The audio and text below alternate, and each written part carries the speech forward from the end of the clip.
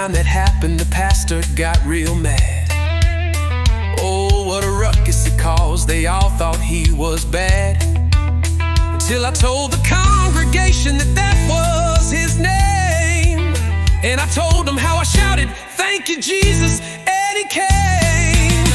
So now I tie him up so he don't run as he pleases.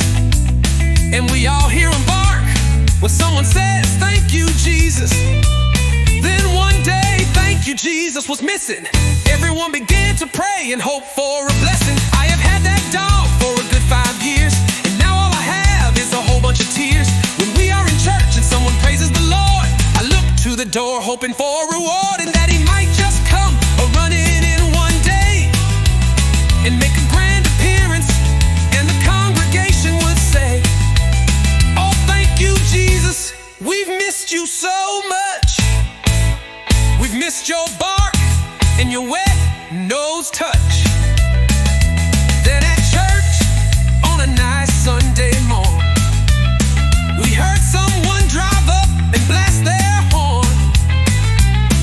It was the pastor from the next town down the road.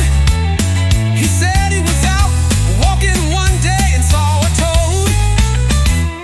He then saw some butterflies and then some bees. And then he sat down under one of these shade trees. He was singing to God and then shouted, "Thank you, Jesus." And along came this dog and started licking him as he pleases. Well, the dog, he said, would not leave him alone. And so he followed him all the way back home. Then he heard about a missing dog in the next town over. And then he thought about his dog that he named Rover.